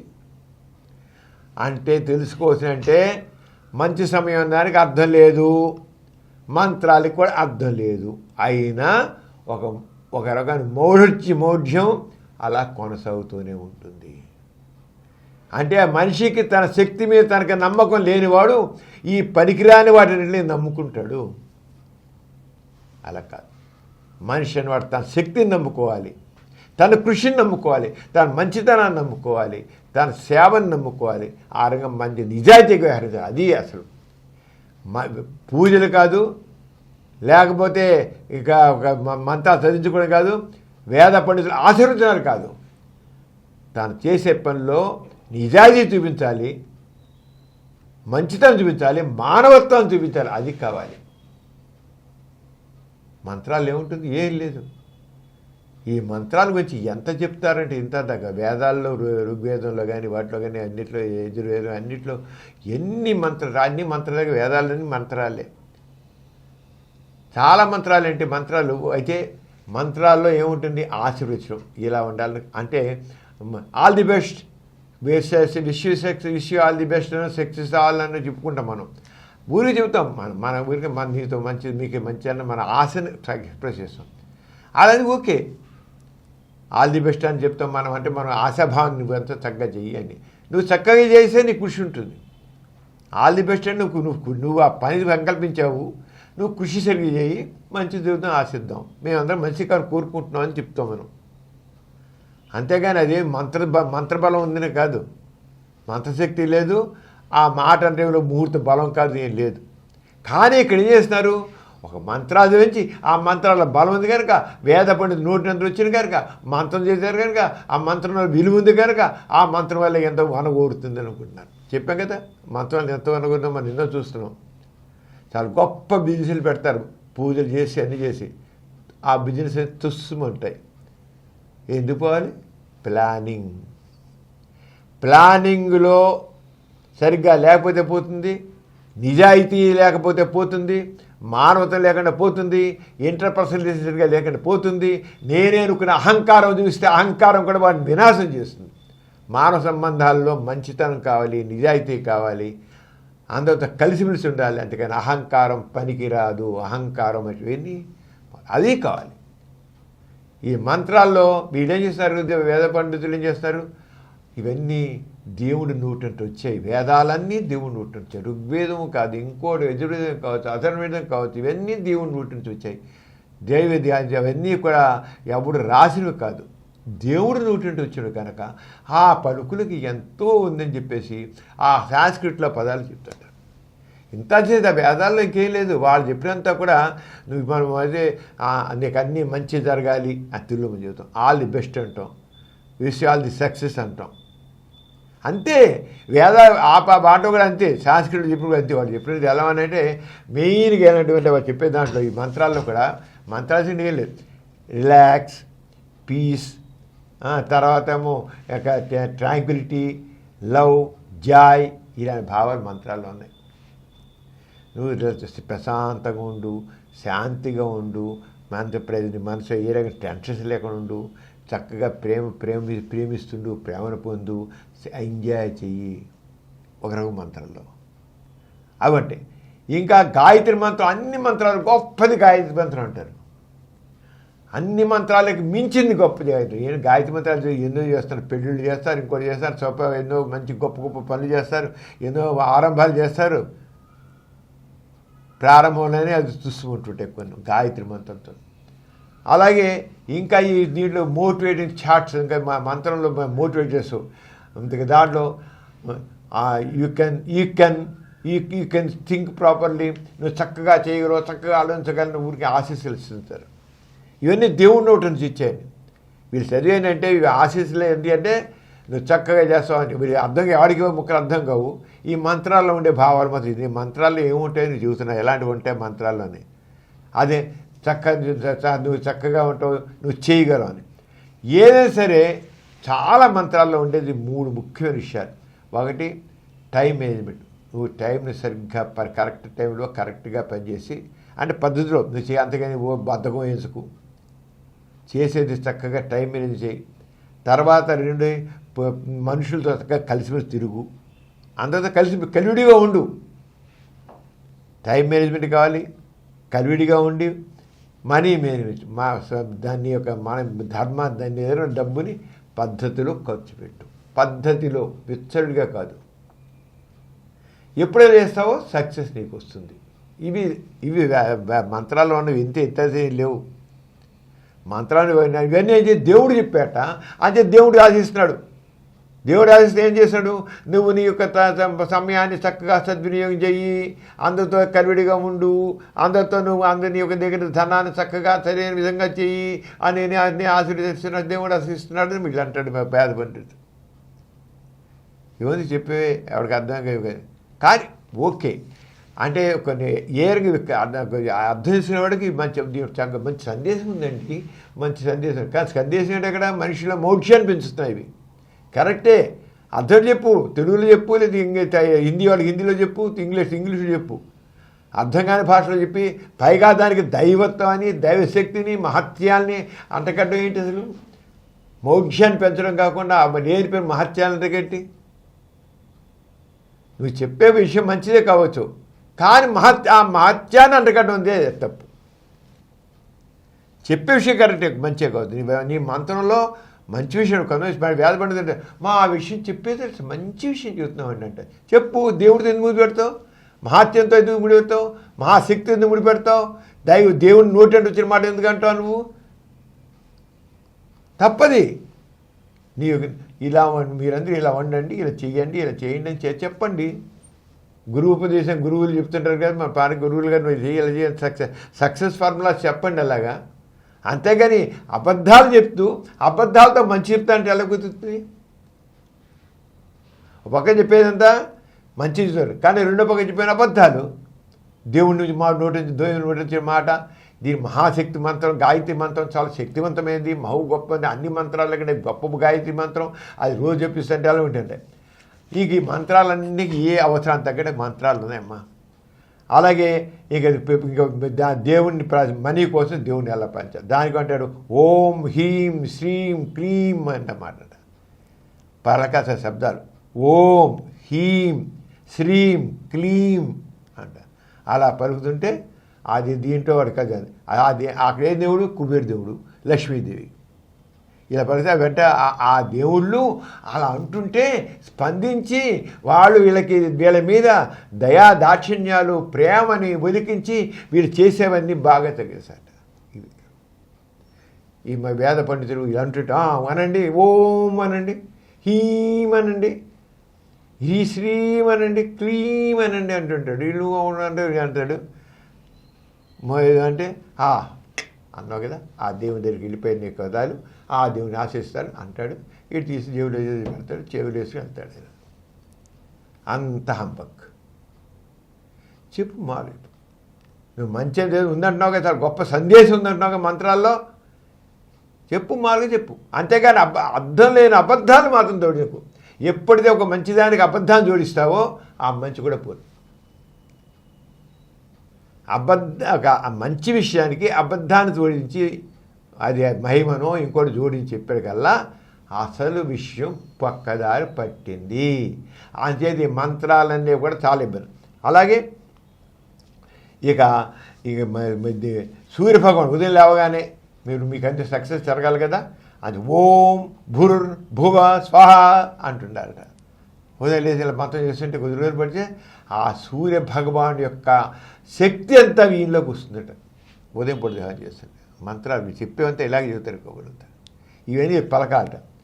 ఓ నమ శివాయ అంటే ప్యూరిటీ, నీకంతా పవిత్రత అంతా నీకు వచ్చేస్తుందట. మొత్తం నీ పవిత్రత నీరు సంపాదించుకోండి. ఇంకా గణేష్ మంత్రాలతో ప్రకటిస్తేనేమో సక్సెస్ అంతా ఇది సొంతం అయిపోతుంది. అరే సక్సెస్ అనేది మంత్రం చేతి వచ్చేస్తుందా? కృషి వల్ల వస్తుంది, ఎఫర్ట్ ఉంటేనే వస్తుంది.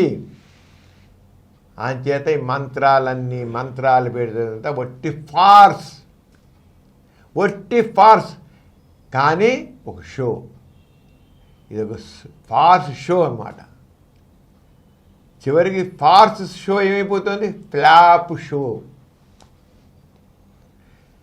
మనిషి నిజంగా దాంట్లో చెప్పిన పాటించకపోతే ఏమవుతుంది? షో అంతా ఫ్లాప్, అంతా అభాసు పాలు. అదే జరుగుతుంది, అభాసు పాలు. అంచేత వేద పండితులకు ఆశీర్వచనాలతో దీన్ని ప్రారంభించాము. వేద పండితుల ఆశీర్వచనాలు, వేద పండితుల మంత్రోచ్చారణతో చేసాము అంటే అంత ఎంత హంబొక్కో చూడు. అసలు చెప్పేది ఆస్తికత్వంలో నాస్తికత జీవిత విధానం, ఆస్తికత జీవితం కాదనం, అది కూడా జీవిత విధానమే. కానీ దాన్ని మించిన నాస్తికతం గొప్ప జీవిత విధానం. ఆ జీవిత విధానం, ఆస్తిక జీవిత విధానంలో మనుషుల్ని ఎలాగ మోసం చేసి దగా చేసి వాళ్ళు ఎలాగ చేస్తున్నారో అర్థమవుతుంది. మనుషుల్ని బురిడి పుట్టిస్తాను మాటలతో. నిజమైనటువంటి పని జరగట్లేదు. అందుకనే ఆస్తికత్వం పనికిరాదు. ఈ మంత్రాలు జపాలు ఇవన్నీ కూడా ప్రార్థనలు పూజలు ఇవన్నీ కూడా మీనింగ్లెస్, ఫలితం లేనివి. మనుషులకు సరైన విజ్ఞానం ఇవ్వండి, వాళ్ళని మోక్షంలో ఉంచకండి, దగాలో ఉంచకండి. ఇవి దగా చేసేది. నేను మంత్రోచ్చారణ చేశాం కనుక ఆ దేవుని ఆశీస్సులు నీకు లక్ష్మీదేవి ఆశీస్సులు ఉంటాయి, ఆ గణేష్ యొక్క ఆశీస్సులు ఉంటాయి, ఆ ఇంద్రుని యొక్క ఆశీస్సులు ఉంటాయి, ఆ సూర్యభగవాన్ ఆశీస్సులు ఉంటాయి, వీళ్ళ ఆశీస్సులు ఉంటాయి, అలా ఆశీస్సులు ఉంటాయి అని చెప్పేసేసి ఎందుకు? ఎక్కడ లేని వాళ్ళ ఆశీస్సులు ఏంటి? వారి శక్తి ఎక్కడ చూసేది? వీరి శక్తి వల్ల ఏదైనా సాధించాడు, వీరి మంచితనం వల్ల, నిజాయితీ వల్ల, వీళ్ళ మానవత్వం వల్ల, మనుషుల దానివల్ల నీకు సక్సెస్. కానీ ఫలితం దానివల్ల కానీ ఈ చదవడం ఇదంతా వేస్ట్ అంటారు. జనాల్ని మభ్యపెట్టడం కాదు. అంచేత ఈ మంత్రాలు చదవడాలు, ఈ పూజలు ఇవన్నీ అర్థం లేనివి. కాబట్టి చక్కగా విషయాలు చెప్పండి, బోధించండి, చెప్పండి. ఇలా ఉన్నాయన, ఇలా ఉంటేనే నీకు సక్సెస్ అవుతుంది, ఇలా ఉంటేనే నీకు అంటే మార్గం, ఒక ఉపదేశంలాగా చెప్పు, అర్థం చెప్పు, అది చేయమని చెప్పు. అలా చేస్తే నువ్వు సక్సెస్ అవుతావు, అలా చేస్తే నీకు మంచితనం పెరుగుతుంది, అలా చేస్తే నీకు అన్ని అంద సహకారం వస్తుంది, నీకు కూడా మానసికంగా ప్రశాంతం, ఏ గొడవలు లేకుండా అది ఎవరు నేను అనుకున్న తగ్గమని చెప్పలేదే. ఇవన్నీ పనికిరానివి, నష్టం చేసే తప్ప లాభం చేసే మాత్రం కాదు. డాక్టర్ గారు, ప్రజాస్వామ్యంలో కక్ష సాధింపులు కాదు, ఎన్నికైన ప్రజాప్రతినిధులు ప్రజల మేలుపై పూర్తి దృష్టి పెట్టాలి. ఈ విషయంపై మీ కామెంట్ ఏమిటి? నిజమే ప్రేమిల, ప్రజాస్వామ్యం అంటే ఏమిటిది? ప్రజల పాలన, ప్రజల కోసం, ప్రజల చేత, ప్రజల పాలన. అక్కడ ప్రజలు అంటే వాళ్ళు ఏదో ఎక్కడి నుంచి దిగిరాలా, ప్రజలు వాళ్ళ కోసం అక్కడ పెట్టుకునేటువంటి ప్రజాప్రతినిధులు వాళ్ళ పనులు చేయడం కోసం. అంతేగాని ఊరికెళ్ళి కూర్చుని విలాసాల్లో ఉండి జలసాలు చేసుకోవడం కోసం కాదు, దెబ్బలాల కోసం కాదు. ప్రజాస్వామ్యం కేవలం ప్రజల సమస్యల పరిష్కారం కోసం ప్రజాస్వామ్యం అంటే అది ప్రజల పాలన. ఇప్పుడు ఆంధ్రప్రదేశ్ అసెంబ్లీ ఎందుకు 172 సీట్లు ఉన్నాయి. 172 సీట్లు ఉన్నవాళ్ళు వాళ్ళు వెళ్ళి చేసి ఎవరు అంటే ఉన్న ఆంధ్రప్రదేశ్లో ఉన్న 5 కోట్ల ప్రజల యొక్క ప్రతినిధులు, అక్కడ 5 కోట్ల మంది ప్రజలు ఉన్నట్టు లెక్క. అలాగే పార్లమెంట్లో 142 కోట్ల ప్రజల ప్రతినిధులు. పార్లమెంట్లో 100 దాకా ఉన్నది 470 ఎంతమంది ఉండొచ్చు. కానీ వాళ్ళందరూ ఎంతమంది అక్కడ? 140 కోట్ల ప్రతినిధులకు, మనుషులకు ఉన్నట్టు లెక్క. పార్లమెంట్లో 140 కోట్ల మనుషులు పార్లమెంట్లో ఉన్నట్టు. వాళ్ళ యొక్క వాయిస్, వాళ్ళ ఆకాంక్షలు, వాళ్ళ భావాలు, వాళ్ళ బాధలు అవిని ప్రజెంట్ చేయడం కోసం. ఇక్కడ కూడా వాళ్ళ పనులు చెప్పి ఆంధ్రప్రదేశ్ అసెంబ్లీ ఉందంటే ఆంధ్రప్రదేశ్లోని 5 కోట్ల ప్రజల యొక్క ఆకాంక్షల్ని, బాధల్ని, వాటన్నిటిని తెలియజేయడం కోసం వీళ్ళు ఉన్నారు. వాళ్ళు మనుషులు అక్కడ ఉన్నారు, వాళ్ళు చెప్పడం. కానీ అంతేకాని మేము పలానా పార్టీ వాళ్ళం, మేము ఉన్నాం, మేము ప్రసిద్ధులం, మేము చెప్పి ఆ రెండో పార్టీ మాకు అసహ్యం, వాడు మా పోటీ చేశాడు, ఇలా తిట్టుకోవడం కోసం కాదేది. వాళ్ళు కాదు, ఎవరి కాలంలో ఎన్నుకున్నారు, ఏ మనుషుల కాలంలో ఎన్నుకున్నారు అంతే. అంతేగాని అహంకారాలు, అహంభావాలు పోయి రెండు వాళ్ళని తొక్కి పెట్టడం కోసం మాత్రం కాదు. ఎక్కువ సీట్లు వచ్చా కనుక అసలు ప్రజాస్వామికంలో, రాజ్యాంగంలో ఎక్కడ కూడా పార్టీ అనే పేరు లేదు, ఎక్కడ లేదు. మెజార్టీ పార్టీ అభ్యర్థి సీఎం అవుతాడని ఎక్కడ లేదు, చీఫ్ మినిస్టర్ అవుతాడు ఎక్కడ లేదు, లేదా పీఎం అవుతాడు ఎక్కడ లేదు, ఎక్కడ పార్టీ లేదు. మొత్తం పార్లమెంట్ అంతా కలిసి ప్రధానమంత్రి ఎన్నుకుంటారు. ఎంపీలందరూ కలిసి ప్రధాని ఎన్నుకుంటారు. శాసనసభ్యులందరూ కలిసి సీఎంని ఎన్నుకుంటారు అని రాసింది. కానీ కేవలం ఆ పార్టీ అభ్యర్థులు కలిసి సీఎంని ఎన్నుకుంటారని ఎక్కడ లేదు. అయితే తక్కువ సీట్లు ఇచ్చిన వాళ్ళు నోరు కూర్చుంటాం, మనం తక్కువ సీట్లు కదా అని. అంతేగాని ప్రజాప్రాతి మొత్తం 5 కోట్ల ఆంధ్రప్రదేశ్లో 5 కోట్ల ప్రజల యొక్క ప్రాతినిధ్యం అసెంబ్లీ.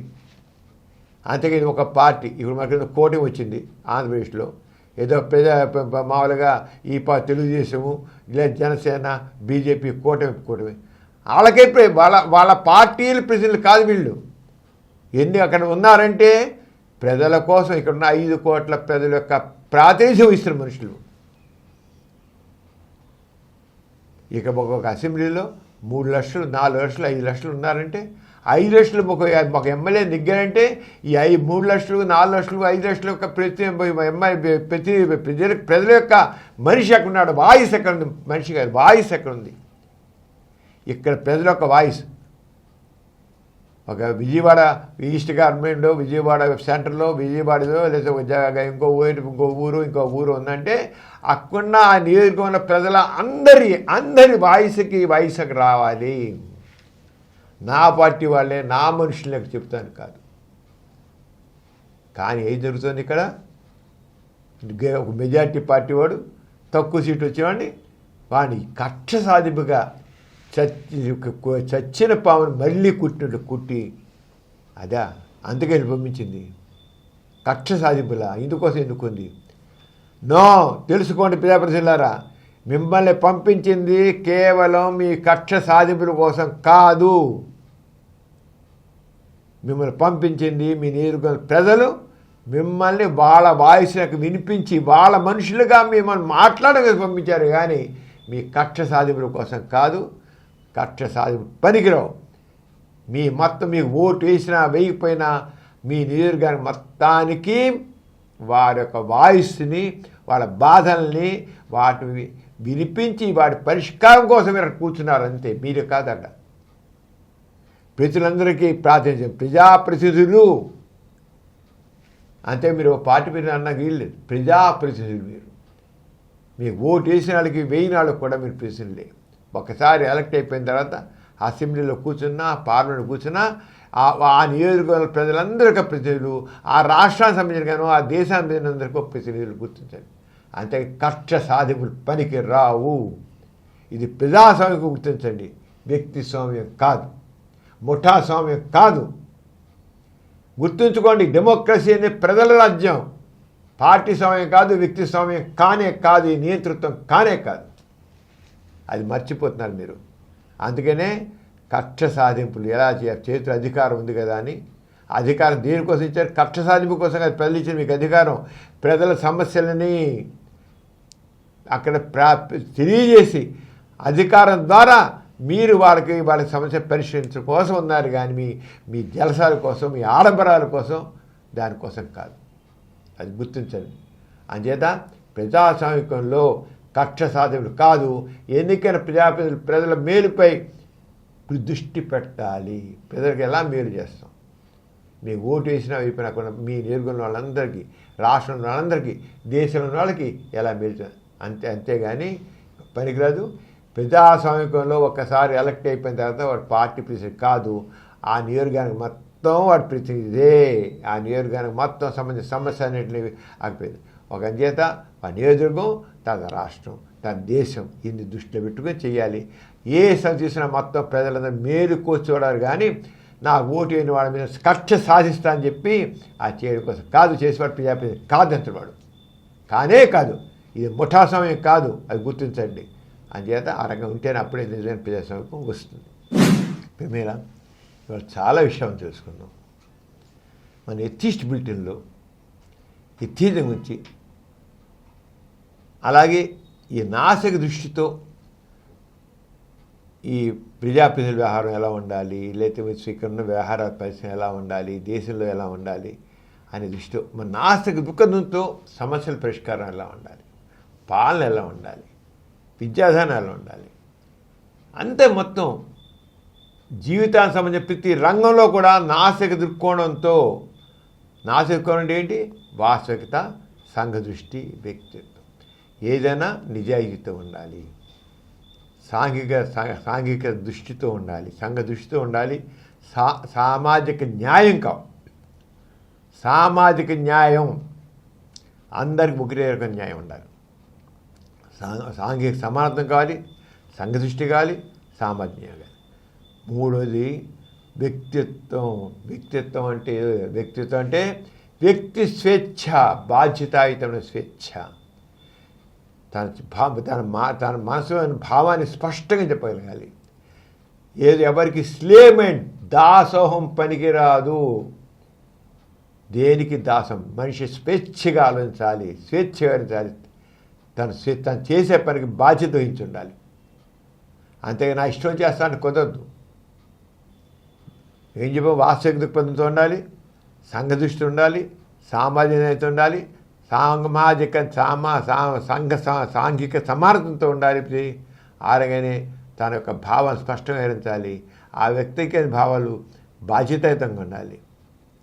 దేనికి ఎవరికి దాసం అవసరం లేదు. సామాజిక న్యాయంతో ఆ భావాలు ఉండాలి, సంఘ దృష్టితో భావాలు ఉండాలి, అలాగే నిజాయితీతో కూడిన భావాలు ఉండాలి. ఆ రంగా ఉండేది ఇది నాస్తికత్వం. అంటే నాస్తికత ఏదో దేవుడు లేడు అనేసి ఊరుకోవడం, లేదా బాబాలను దొంగలను, స్వామీజీలను దొంగలను, ఈ గుళ్ళని ఒకటి హంపకన్ను, ఇలా అంతే కాదు, అవే కాదు. అది కాదు నాస్తికత్వం అంటే. దేవుడు లేడు, దేవశక్తి లేదు అన్నప్పుడు ఈ వ్యక్తి ఉన్నారు, మానవుడే ఉన్నాడు.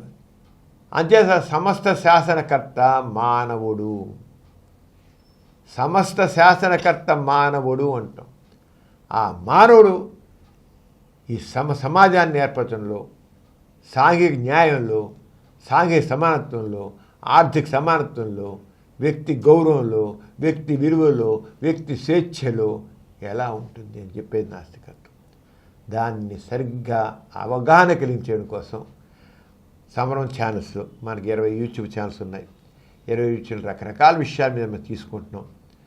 దాంట్లో నాస్తికత్వం మీద 5 ఛానల్స్ ఉన్నాయి మనకి. ఒకటి మనం ఎథిస్ట్ బులెటిన్ చూస్తున్నాం. దీంట్లో నాస్తిక దృక్పథంతో సమస్యలు ఎలా మనం పరిష్కరించాలని మాట్లాడుతున్నాం.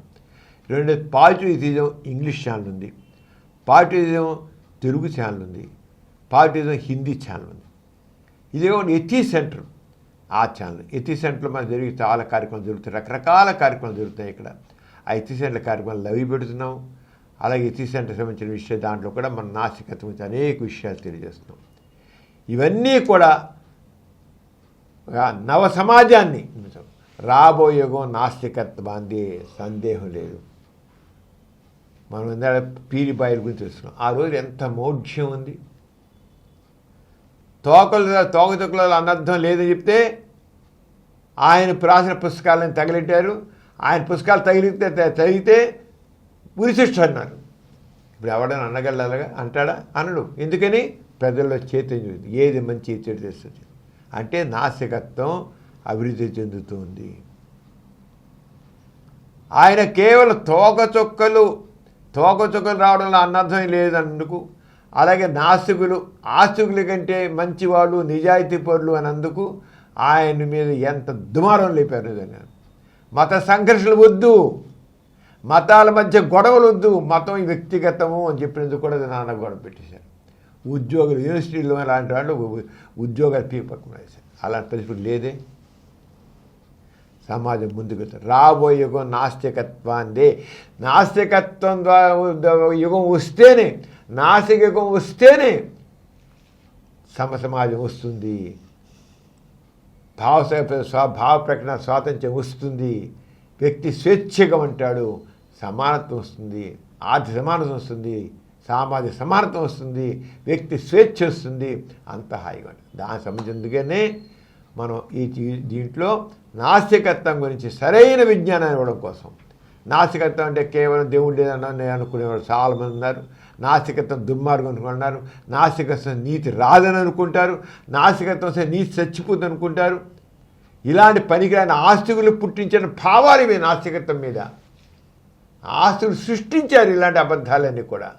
అవన్నీ తేటతలం చేయడం నాస్తికత్వం ఏంటి అనేది గోరగారు పాజిటివ్ ఎథిజం చెప్పారు. అందుకే నెగిటివ్ ఎథిజం కేవలం దేవుడు లేడు అంటూ చెప్పడం అయితే నెగిటివ్ ఎథిజం. అలాగే దేవుడు లేకపోతే మానవుడే సమస్త శాసనకర్త అని చెప్పి మానవుడి సమాజాన్ని నిర్మించడంలో ఏ రకంగా ముఖ్యమైన వ్యక్తితో చెప్పడం కోసం అని నా గోరగారు పాజిటివిజం పేరు చేశారు. మన తెలుగులో కూడా మరి గోరగారు ఇంగ్లీష్లో రాసినట్టు పాలిటిక్స్ తిరిగిపోయి ఇంగ్లీష్ పుస్తకాలు తెలుగులో కూడా మనకి అది చాలా భాషలు అనువదించబడి మనం తెలుగులో కూడా ఇటీవల అనువదించాం మనం. చదవండి నాస్తికం సరైనవిగా. ఎన్ని రంగాల్లో అది ఆర్థిక రంగం కావచ్చు, సామాజిక రంగం కావచ్చు, నైతిక రంగం కావచ్చు, విద్యారంగం కావచ్చు, శాస్త్రీయ రంగం కావచ్చు, ఇవే సాంకేతిక రంగం కావచ్చు, అన్ని రంగాల్లో నాస్తిక జీవితంలో ఉంటే అన్నీ కూడా మన గోరగారు పాలిటిక్స్ పుస్తకం రాశారు. అవే మనం సరిగ్గా పిలిపించి అందరికీ అందజేయడం కోసం చూడడం చేయడం మనం ఈ కార్యక్రమం ఇస్తాం. అలాగే ఇన్ని ఉన్నాయి కనుక చూడండి, మరి వారానికి నా దాదాపు కనీసం ప్రతి వారం 2 లేక 3 లేక 4 దాకా మనం వీడియోస్ పెడుతున్నాం. ఇదివరకంటే ఇప్పుడు ఎక్కువగా పెడుతున్నాం. ఎందుకంటే ఎక్కువ మంది ప్రేక్షకులు బాగా ఆసక్తి చూపిస్తున్నారు నాస్తికత నుంచి, కావాలనుకుంటున్నారు. అందుచేత ఈ ముఖ్యంగా పార్టీస్ ఇంగ్లీష్ ఛానళ్ళు, తెలుగు ఛానళ్ళు, హిందీ ఛానల్ పార్టీ మీరు వాటి చేసి, అలాగే ఎథిక్స్ ఛానల్, అలాగే ఎథిక్స్ బులెటిన్ చూస్తారు. ప్రతి నెల 2 సార్లు వస్తారు, 1వ తారీఖు 10 చూడండి. నాస్తికత అవగాహన చేసుకోండి, ఆసక్తి పెంచుకోండి. మీ ఆసక్తి, మీ అవగాహన ఒక చక్కని సమాజానికి, మానవత్వం కూడా సమాజానికి, సామాజిక న్యాయంతో సమాజానికి అది దోహదం చేస్తుంది. అది మా చెబుతున్నాను. నాస్తికత్వం గురించి మీ అవగాహన సమాజానికి, చక్కని సమాజానికి, సమాజంలో నీతికి అన్నిటికీ తోడ్పడుతుంది. అంచేత ఏ సమాజానికి మీరు కోరుకుంటున్నారో మంచి సమాజం, అది నాస్తికత్వం ద్వారానే సాధ్యం. అది మనకు ఖచ్చితంగా రాబోయే యుగం నాస్తికత్వాందే, సందేహం లేదు. మీరందరూ కూడా తప్పకుండా పాజిటివిజం సంబంధించిన English channel, positive Telugu channel, positive Hindi channel, తర్వాతేమో ఒక ethics centre channel, ethics bulletin, ఈ 5 బులెటిన్ చూసండి. మీకు మామూలుగా మన యూట్యూబ్లోకి వెళ్ళి తీసుకుని డౌన్లోడ్ చేసుకోండి. లేదా సమరం ఛానల్స్ అని మన ముందు యూట్యూబ్లో మొత్తం ఛానల్స్ చేయడానికి అంత ఉంది. మీరు డౌన్లోడ్ చేసుకుని యాప్ డౌన్లోడ్ చేసుకుని సమరం ఛానల్స్ అనేది మీరు అలాగే యాప్ ఈజీగా ఉంది. మీరు పోయి వచ్చేస్తాయి. చూడండి 20 ఛానల్స్ అన్నీ కూడా నాస్తిక దృష్టి వస్తాయి. అంచేది చూడండి గుర్తు. మరి ఈరోజు ఇంతలో సెలవు పుచ్చుకుందాం. మళ్ళీ వచ్చే బులెటిన్లో కలుసుకుందాం. అంత సెలవు. మరి అందరికీ జై ఇన్సాన్. జై ఇన్సాన్. ఈ కార్యక్రమం మీకు ఎంతో నచ్చింది కదా.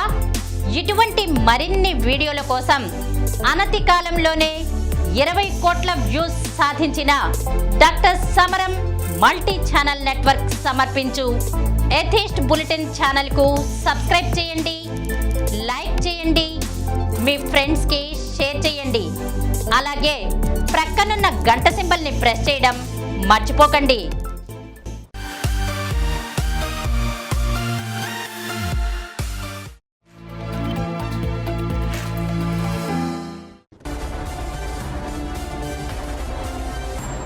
Please download Samaram Channels app from Google Play Store and watch your favorite channels. Click the bell icon and subscribe to the channels.